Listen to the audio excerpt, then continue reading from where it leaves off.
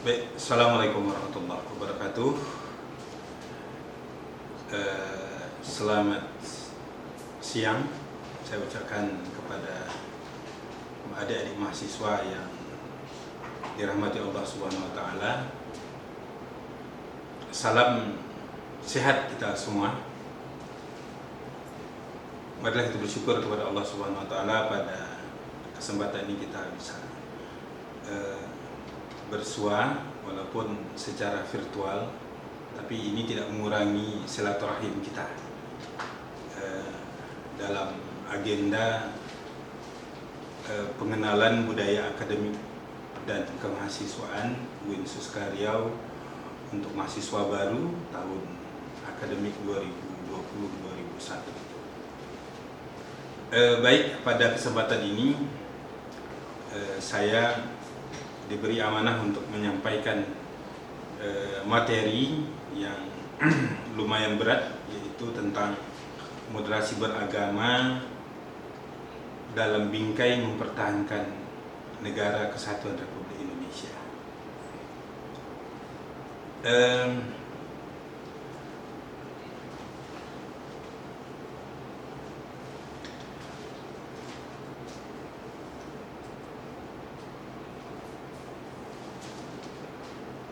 Sesungguhnya manusia Indonesia itu, kalau kita lihat secara idealnya, adalah manusia yang mencintai bangsa dan negaranya. Tapi tidak cukup di situ, juga mencintai atau sekaligus mencintai agamanya dalam satu tarikan napas yang kita kenal dengan semangat hubbul waton minal iman. Nah, ini. Jadi manusia Indonesia itu adalah manusia yang mencintai bangsa dan negaranya sekaligus mencintai agamanya dalam satu tarikan nafas. Hubbul waton minal iman. Nah, ini kata-kata yang sangat menarik, saya kutip. Baik, sebelum saya membahas tentang moderasi beragama ini, kita lihat dulu peta atau kondisi aktual yang dihadapi oleh Indonesia.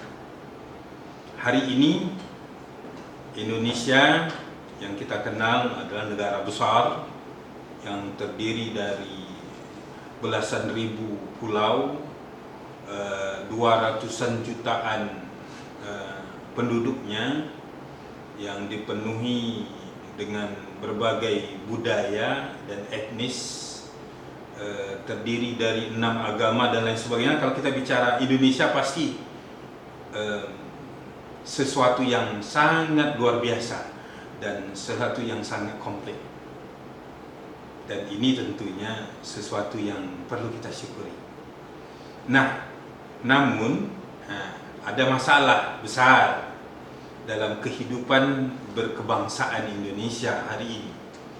Ya, Indonesia hari ini dihadapi oleh masalah pertama, masalah intoleransi, masalah radikalisme, dan masalah terorisme.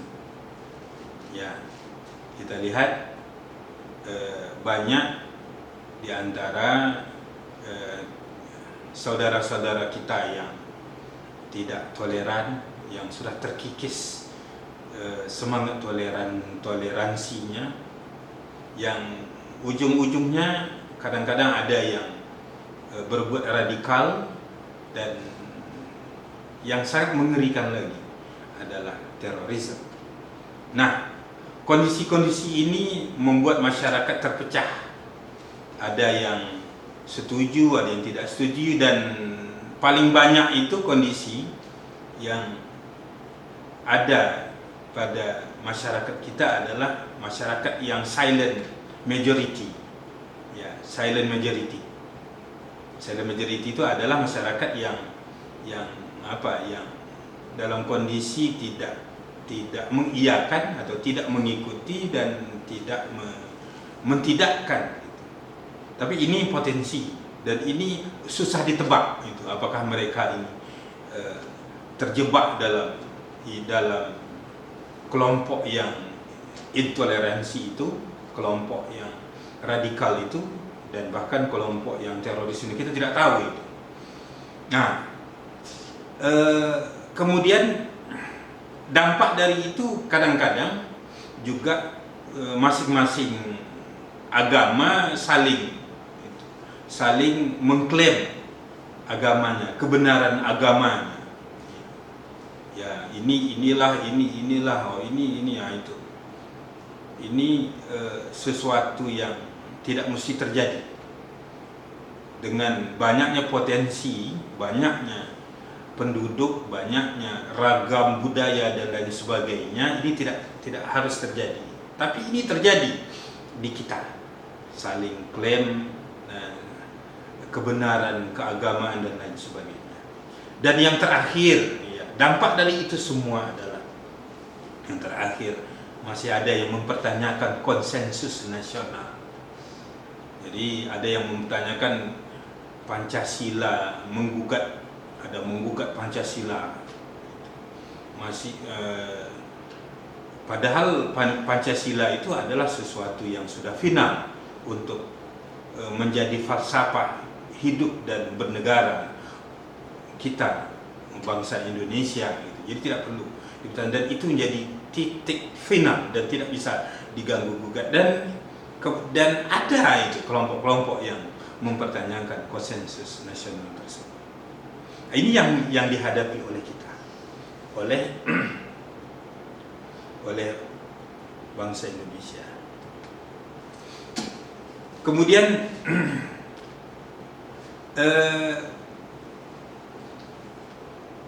peta lain kita lihat, ya, kondisi Indonesia hari ini yang tadi sudah kita urai, masalah yang ada, salah satunya adalah radikalisme di Indonesia. Ini sangat memprihatinkan kepada kita.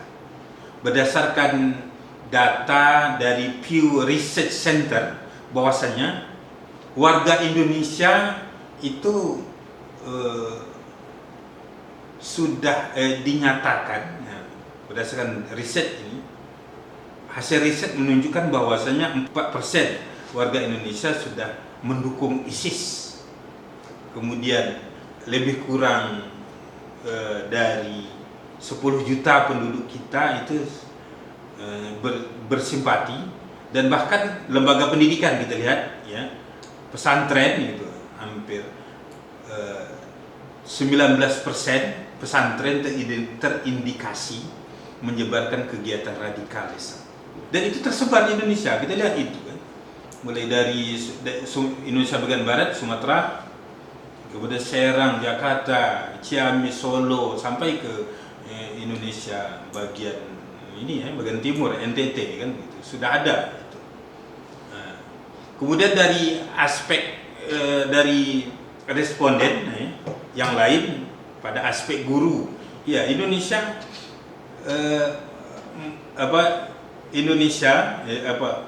guru, ya, sebagian guru, hampir 20% dari guru yang ada di Indonesia itu menganggap Pancasila itu tidak relevan, 20%. Kemudian murid, kan, 25% murid Indonesia menganggap seperti itu. Kemudian yang menariknya lagi, 84% dan 20% dan 76% menganggap bahwasanya mereka setuju dengan diterapkan syariat Islam di Indonesia. Nah, ini yang sangat kita prihatinkan.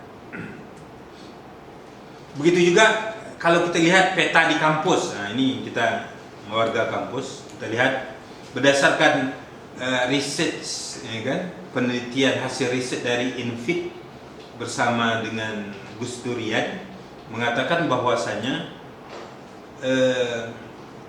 pemuda setuju, ya, 12% pemuda Indonesia setuju dengan kelompok agama yang menggunakan kekerasan.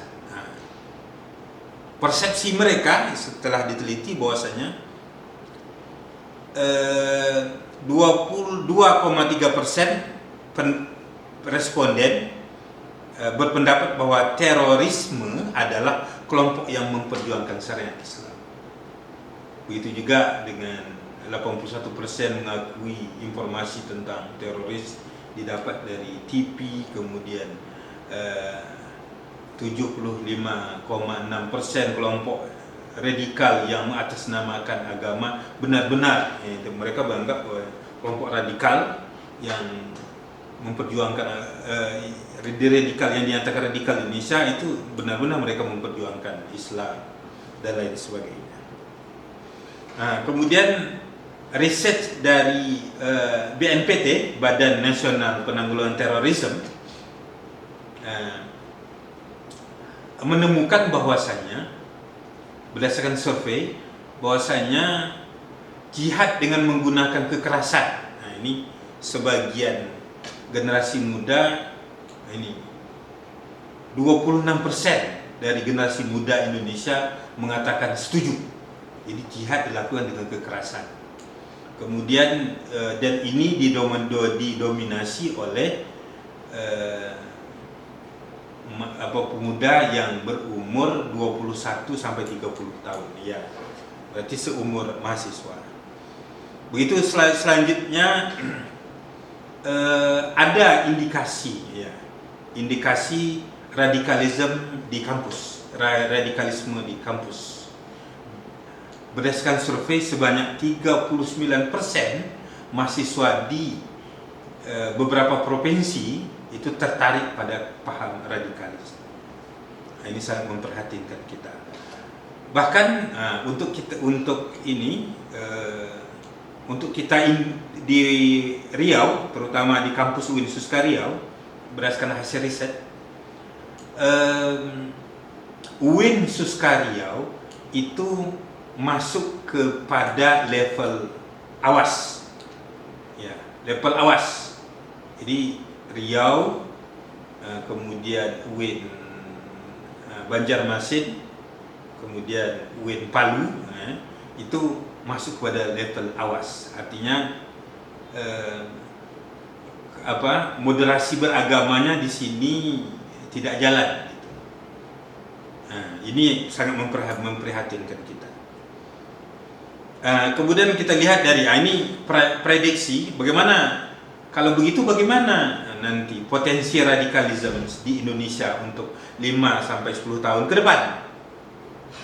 Ya, kita lihat yang merah ini menyatakan paling tidak toleran, yang paling merah. Kemudian yang agak jernih sedikit intoleran, yang tidak toleran.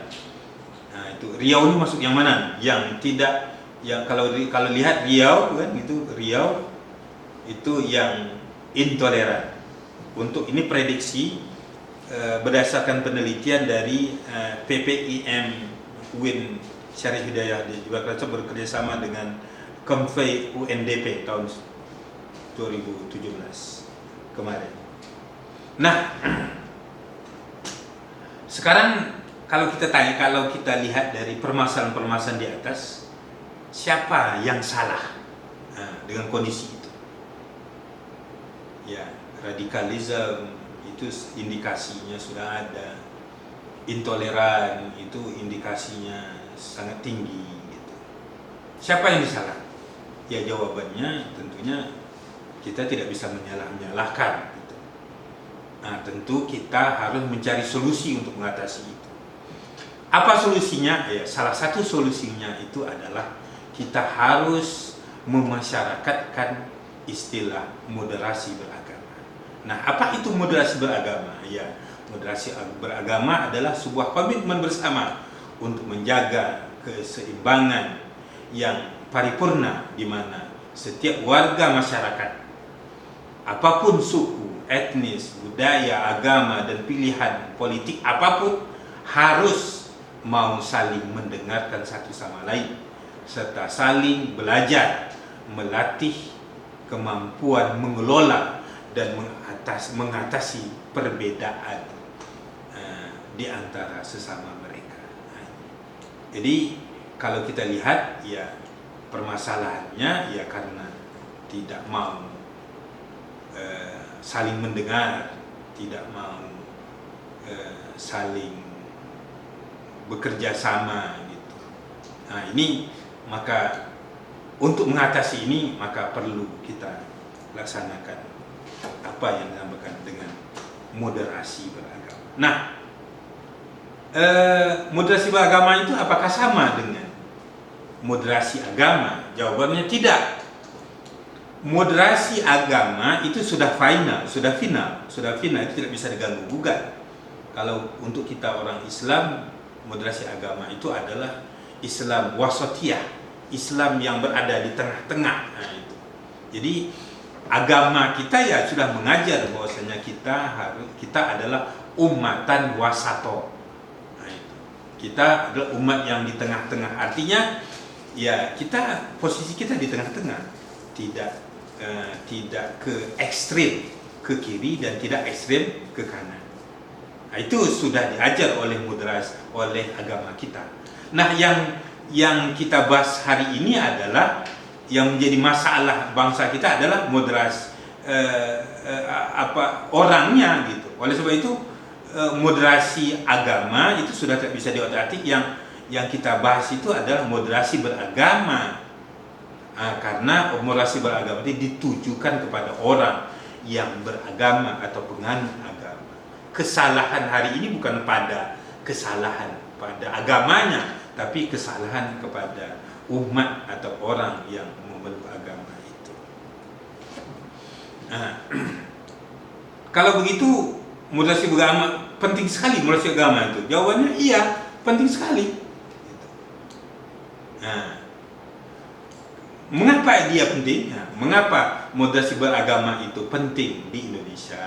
Nah, ya, moderasi beragama untuk menyadarkan, ya kan, menjadikan bangsa Indonesia yang sadar bahwa perbedaan, itu kan, perbedaan agama, perbedaan jenis kelamin, perbedaan warna kulit, perbedaan suku, etnis, budaya, itu adalah sunnatullah. Itu dulu. Jadi moderasi beragama itu ya mengajarkan itu,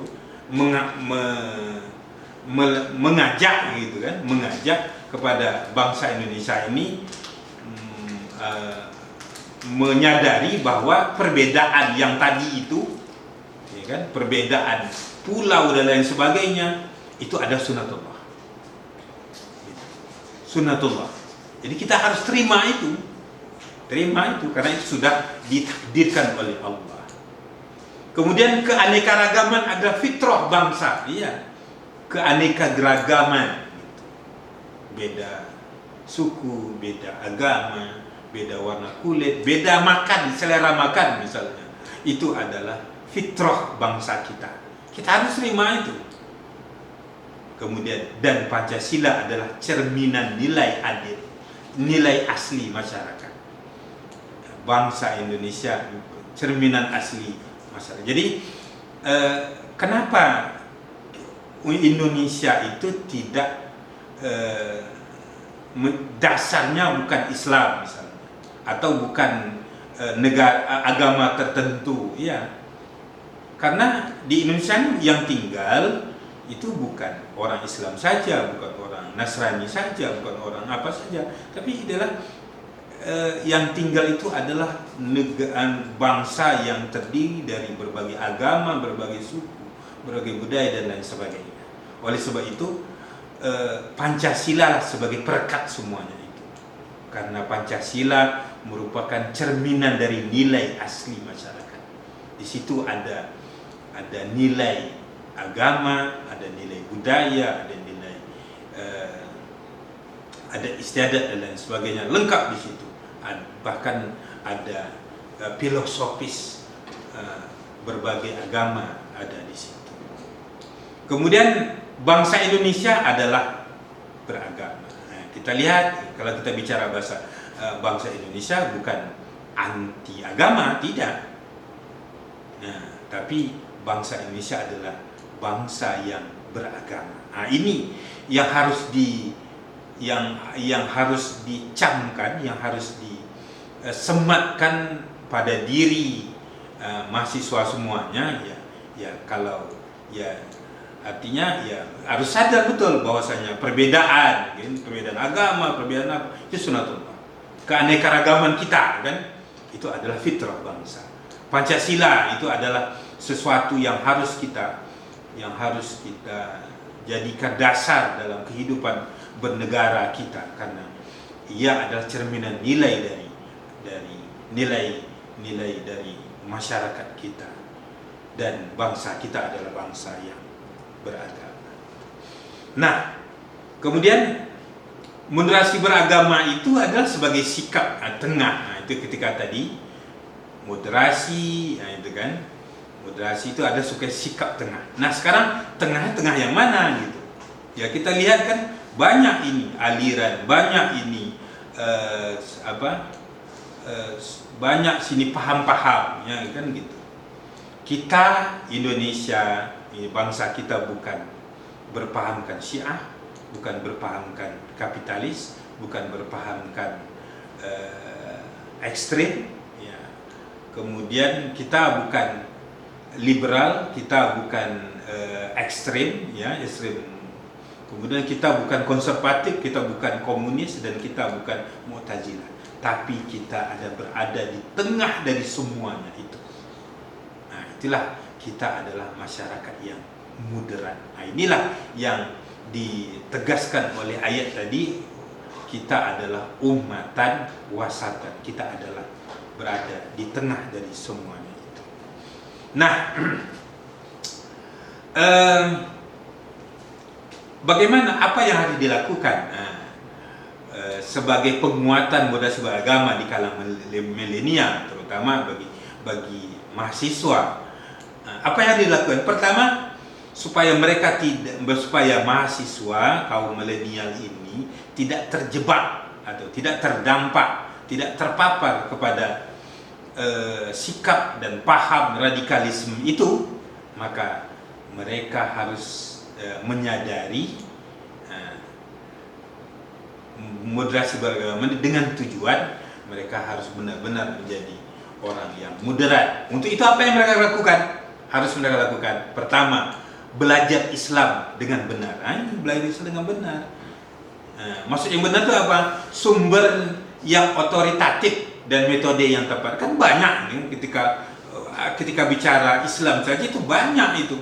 Ada Islam kiri, Islam kanan, Islam keras, Islam lunak, gitu kan. Nah, kita harus mendapatkan itu semua dari, kan gitu kan. Kita harus menjadi mahasiswa yang moderat tadi, yaitu dengan mempelajari Islam dari orang yang benar-benar yang dari yang bisa dipertanggungjawabkan, dari sumber yang otoritatif.